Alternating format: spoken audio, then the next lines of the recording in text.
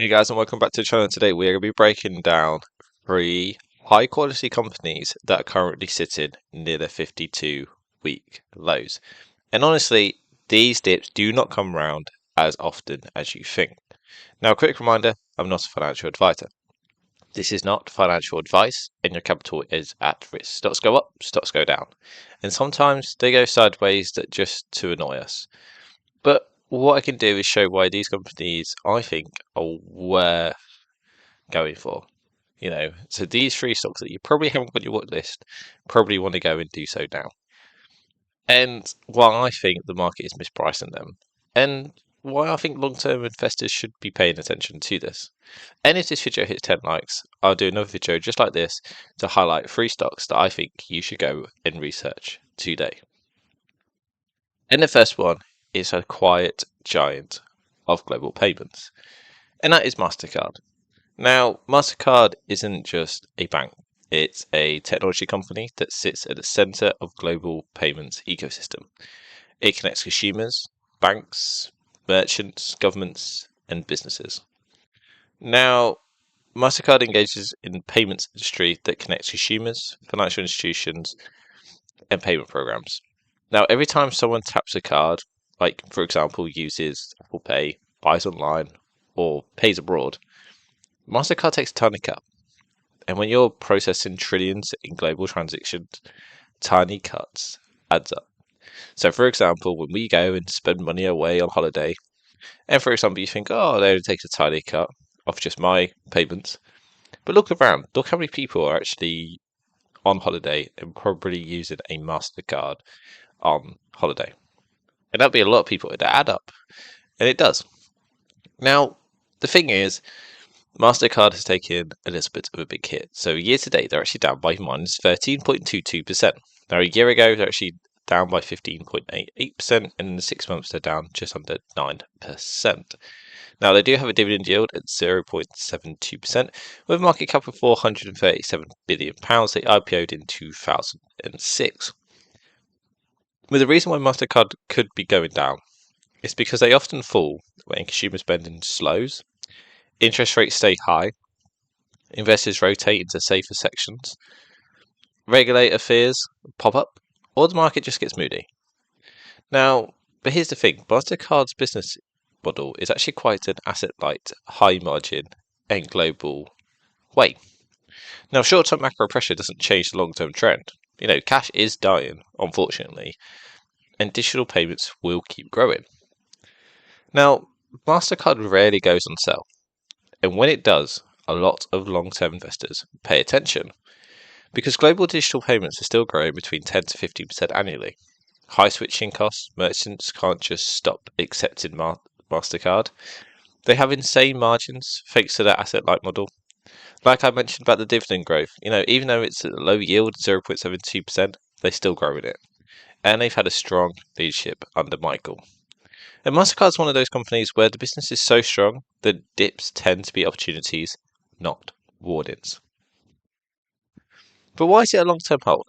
Well, Mastercard benefits from a lot of things. The global population growth, because everybody will start either picking up a Mastercard once they get a little bit older. Rising middle class spending, e-commerce expansion, cross-border travel recovery, and a shift from cash to digital.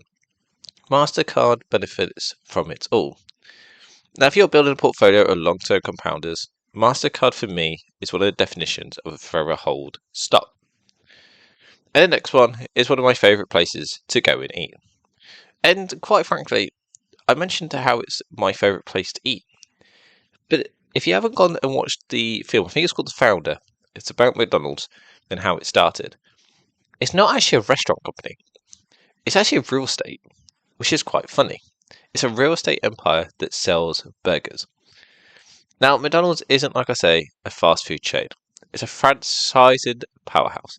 It franchises in the US, it franchises in Europe, even in Asia, everywhere. It has franchises.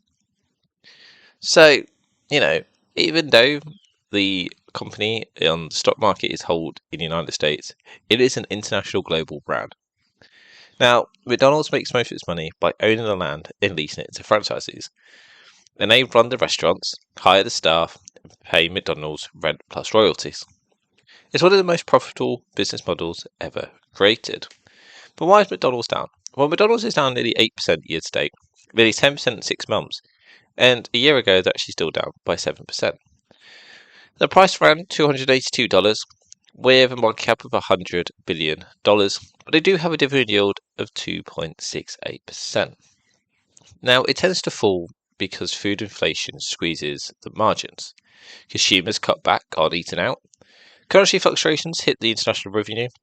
Labour costs rise. But also, the market once again rotates out of defensive stocks into either growth stocks. But this isn't really what I'm seeing for this one. But historically, McDonald's has weathered recessions, inflations, market crashes, and changing consumer tastes. So it shouldn't be a warning sign. This should be an opportunity. As Warren Buffett always says, be fearful when everyone is greedy, and be greedy when everyone is fearful. People still eat at McDonald's in good times and bad. Down my local high street, which surprisingly is still holding on to a high street name because most high streets are dying, McDonald's is there, banging in the middle, and it's always busy. It's busy in the morning for breakfast, busy at lunchtime, and especially busy in the evening time when everyone comes out from uni and college. So McDonald's rarely stays down for long, in my opinion. And for that reason, I think I know why. One is your dividend yield at 2.68%, but not just because of the yield, but because how long it's been growing. It's a dividend ascotrap.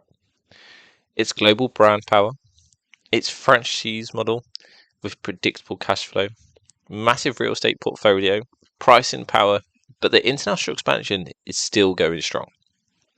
So when McDonald's dips, dividend investors usually start loading up. So for me, this is why I think it's a long-term hold. It's built for long-term savability. People will always want and need cheap fast food. A lot of people do take most of the risks on most of the franchisees. McDonald's collects rents and royalties no matter what happens, and the brand is globally recognised, of the big M. But of course, the dividend keeps on growing. And for me, this is a defensive recession-resistant stock, which for me should be added to a portfolio if you haven't got a stock like this in your portfolio already. And lastly, it is, in my opinion, one of the best monthly dividend beasts out here.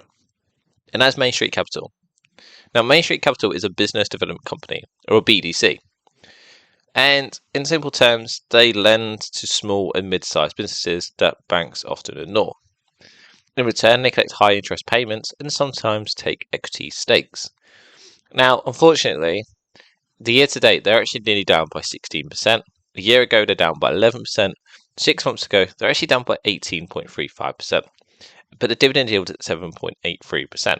And with Main, it has been historically high. And with that dividend yield, it's only for the normal dividends. It's not for supplement ones, because Main actually do have special dividends as well as normal dividends each month, depending on the performance. But why is Main falling? Well, BDCs fall for many reasons, and they're very subsequent to doing this. Now, they fall when interest rates rise, or there's a rumour that it's going to rise. Credit risks increase. Investors fear defaults. Small businesses struggle. Market volatility spikes. But Main Street Capital is one of the highest quality BDCs out there, with a long track record of low default rates, strong underwriting, consistent dividend payments, and a strong monthly income for shareholders. So why is Main near its 52-week lows? But why is it attractive?